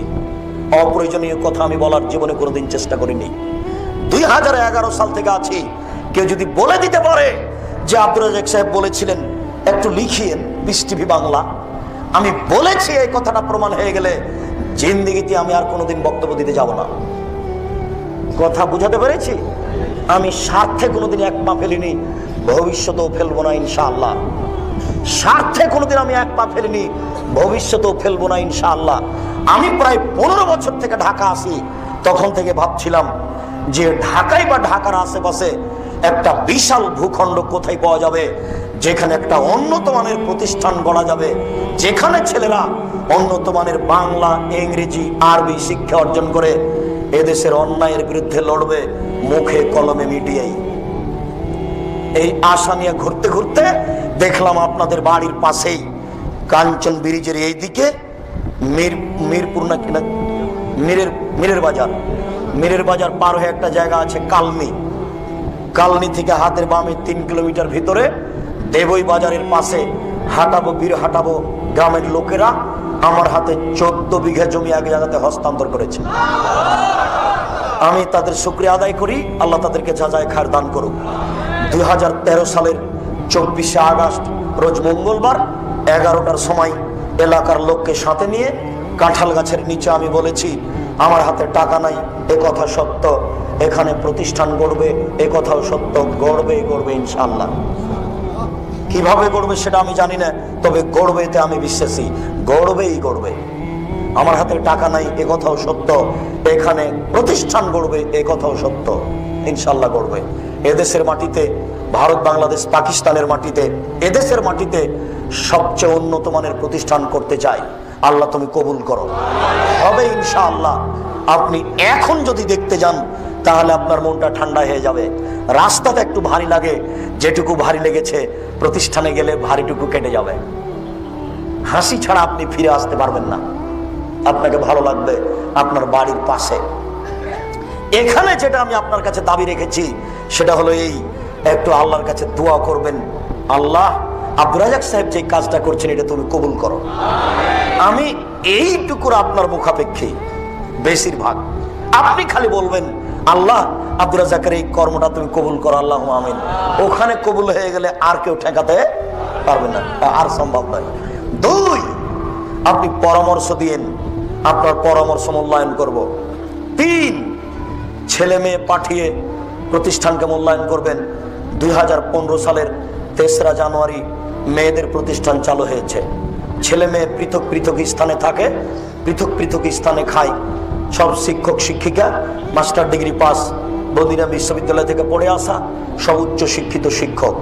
উন্নত মানের শিক্ষা দেওয়ার আমরা প্রাণপণে চেষ্টা করছি। ছেলে মেয়ের পৃথক পৃথক থাকার ব্যবস্থা আছে। ভর্তি ফি এতদিন কম ছিল, আমরা মোটামুটি ভর্তি ফি বেশি না করলে মানুষ মনে করছে যে এটা মনে হয় একেবারেই সাধারণ প্রতিষ্ঠান, টাকা লাগে না কেন? পিস স্কুলে অমুক স্কুলে ভর্তি লাগে কয়েক লক্ষ। বাপ মা তো আর বুঝে না যে এইসব প্রতারণা। মাইকেল মধুসূদন দত্ত লন্ডন গেছিল ইংরেজি শিখতে, 5 বছর বয়সে না 40 বছর বয়সে, 40-50 বছর বয়সে। আপনি আপনার দুধের ছেলেকে ইংরেজি বাংলা এভাবে শিখাবেন, এটা কি করে বুঝলেন? এই নীতি আমি বিশ্বাস করি না, আমি নগদ নীতিতে বিশ্বাসী। এই জন্য আপনার ভিতরে দুর্বলতা আসাতে সামনে জানুয়ারির 2 তারিখ ভর্তির তারিখ, ভর্তি ফি 5000 টাকা এবং খাওয়া খরচ আর কি কি আরো লাগে মিলে 2500 টাকা প্রতি মাসে খরচ হবে। উন্নত মানের শিক্ষা দেওয়ার ব্যবস্থা আছে, ছেলেদের উন্নত মানের থাকার ব্যবস্থা আছে, মেয়েদের উন্নত মানের থাকার ব্যবস্থা করতে পারিনি, চেষ্টা চলছে মাত্র। তবে কোনো সমস্যা হবে না ইনশাল্লাহ। মানুষজন আছে, কর্মচারী আছে, গার্ড আছে, এগুলো সব ব্যবস্থা আছে। তৃতীয় যেটা আপনাকে বলতে চেয়েছি, আল্লাহর নবীর চলেনি টাকা ছাড়া, আমার চলবে টাকা ছাড়া, এ কথা আমি বিশ্বাস করি না। তবে এ কথা আমি বলছি যে আপনি টাকা দেন, পতিতালয়ের মেয়ে যদি কুকুরকে পানি পান করে জান্নাত পেতে পারে, আপনি সেখানে 10 টাকা দিলেও জান্নাত পাবেন, আমি আশাবাদী ইনশাআল্লাহ। এখানে বিদআত মুক্ত, শিরক মুক্ত শিক্ষা দেওয়া হয়, আকীদা আদর্শের সুন্দর শিক্ষা দেওয়া হয়, যেখানে শিরক বিদআতের ছোঁয়াচ মাত্র নেই। পতিতালয়ের মেয়ে যদি কুকুরকে পানি পান করে জান্নাত পেতে পারে, আপনি এই প্রতিষ্ঠানকে ভালোবাসলে জান্নাত পাবেন ইনশাআল্লাহ, আমি বিশ্বাসী। তবে আপনি টাকা না দিলেও প্রতিষ্ঠান গড়বে। তখন আপনি পরে খারাপ মনে করেন, পস্তানা লাগুক, এটা আমি চাই না। এটা গাজীপুর শহর, কোটি টাকার মালিক আপনারা, যারা 50 লক্ষ কোটি টাকা দেওয়ার ইচ্ছা রাখেন, তারা প্রতিষ্ঠানটা দেখেন। একটা ভবন 4 তলা কমপ্লিট হচ্ছে, ওই ভবনের নাম আহমদ ইবনে হাম্বাল ভবন। পাশে আর একটা ভবন হবে, তার নাম হবে, এটার নাম আহমদ ইবনে তাইমিয়া ভবন। ওর পাশে যেটা হবে সেটা আহমদ ইবনে হাম্বাল ভবন, তার পাশে যেটা হবে সেটা ইমাম বুখারী ভবন, তার পাশে যেটা হবে সেটা হবে নাসিরউদ্দিন আলবানী ভবন।